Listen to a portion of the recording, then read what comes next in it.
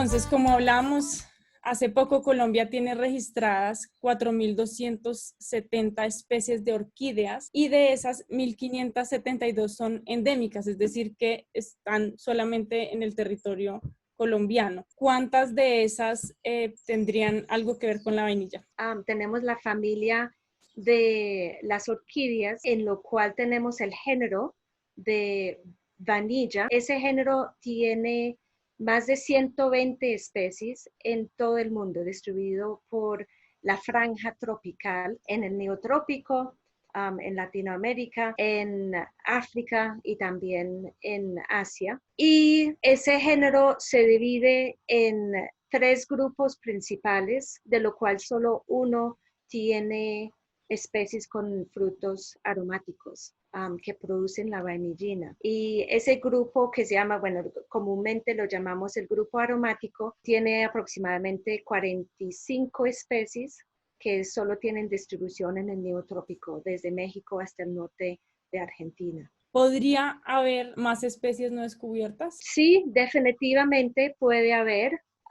Incluso en los últimos 10 años ha habido varias especies nuevas descritas en Brasil, en Perú, también aquí en Colombia, también en otros países, en Malasia, han descubierto nuevas especies y realmente la preocupación es que podemos estar perdiendo especies sin realmente conocerlos por la transformación que está ocurriendo a los paisajes naturales. O sea, puede que nos hayamos perdido vainillas que nunca conoceríamos. Y allí sería pertinente decir que, porque la vainilla comercial es la especie Vanilla planifolia, que es la que sale desde México con los conquistadores y que se ha diseminado, dispersado por el mundo y que es el cultivo comercial actualmente. Ahora ya se tiene bien caracterizado, se sabe cuál es el contenido de vainillina y de encontrar nuevas especies, pues es poder hacer toda esa caracterización para conocer el potencial que tiene de la vainillina, que es como el tema central de la planta. Sin embargo, pues por el hecho de que sea un mismo material y que esté en el mundo, es lo que lleva a que haya limitaciones desde la parte de enfermedades y plagas para el cultivo comercial. Así que de llegar a encontrar nuevas especies, pues ese sería un gran aporte para poder mirar que desde la parte genética, cómo se puede ir mejorando material para hacer otro tipo de producción. Ok, o sea que la vainilla natural que está hoy en día en el mercado proviene de una sola vainilla que fue la especie que tú mencionaste. ¿Entendí bien? Sí, Y, ese es lo que predomina, porque ok. pues Nicola puede ampliar, en Brasil y en otros países hay otras especies que se están comercializando actualmente, pero lo que predomina es Vanilla planifolia. Ok.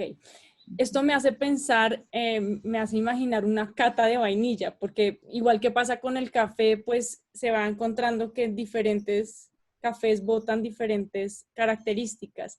¿Hay alguna iniciativa, algún sitio donde reposen o esencias de diferentes tipos de vainilla? Pues las esencias, no sé, pero realmente en diferentes países hay diferentes especies, entonces al nivel de país las autoridades realmente tienen la responsabilidad de poder estar desarrollando estrategias para su conservación, ¿no? De las diferentes especies. Pero no hay un lugar donde uno pueda, digamos, hoy en día que uno se puede sentar en un bar y le explican, mira, esta es la diferencia, o lo guían para percibir las diferencias entre un café y otro.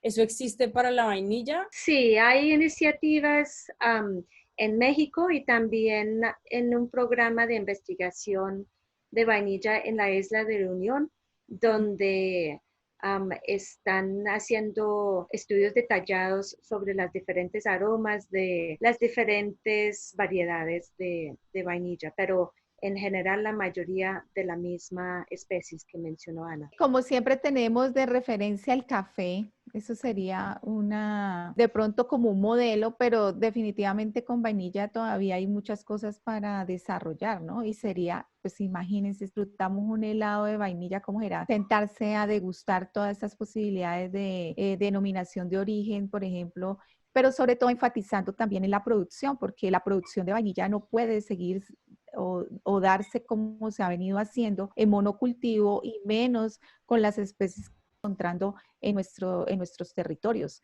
porque sin largo plazo de llegarlo a producir en monocultivo podemos perder esas especies. ¿Por qué es tan relevante ese expertise en microbiología cuando hablamos de orquídeas? Las orquídeas dependen para su nutrición, principalmente para la germinación de sus semillas, de hongos micorrízicos orquídeoides. ¿Qué hacen esos hongos? Transformar material orgánico para poder capturar carbono orgánico y pasárselo a la semilla. Entonces, de esa manera vamos a tener una planta con nueva información genética y poder superar el gran bache que existe en el caso de la vainilla de tener poblaciones clonales, es decir, con información genética idéntica, que si llega un microorganismo patógeno o un insecto plaga o hasta una condición ambiental adversa como una sequía, pues elimina totalmente una población en un cultivo. Yo creo que aquí es muy importante enfatizar que el cultivo de vainilla se propaga por parte de esquejes, ¿no? Eso es lo que Ana está haciendo referencia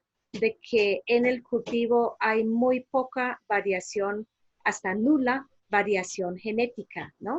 Entonces, cuando entra un patógeno como el Fusarium, si una planta es susceptible a ese patógeno, todas las plantas van a estar susceptibles. Y realmente lo que se encuentra alrededor del mundo, más que todo en los países grandes cultivadores del Océano Índico, hay muy baja diversidad genética. Ok, entonces déjame ver si entiendo una cosa. El cultivo comercial que hoy tenemos, que hoy conocemos, a partir de esquejes, se multiplica. Exactamente, sí. Y haciéndolo así, no hay variabilidad genética, ¿se diría? Claro. Y si partiéramos de las semillas, entonces ahí sí habría variabilidad genética. Claro, porque una semilla es la consecuencia de reproducción sexual, que su objetivo en la biodiversidad es generar variación genética. Ok, entonces la idea sería concentrarse más en las semillas y no tanto en la técnica a partir de esquejes. Todas las orquídeas para su germinación en la naturaleza requiere esa interacción obligatoria con un hongo micorrítico.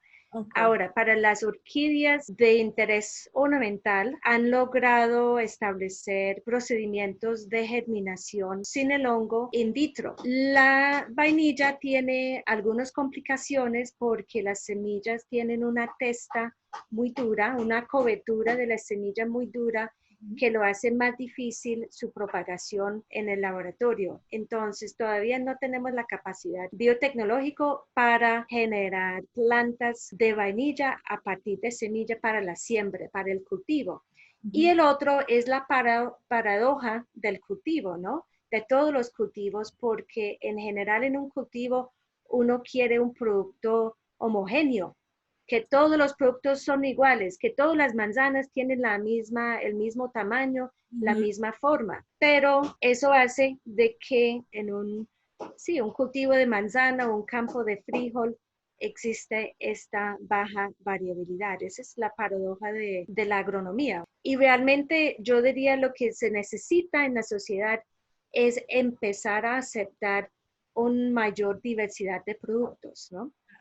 Que no sea todo homogéneo.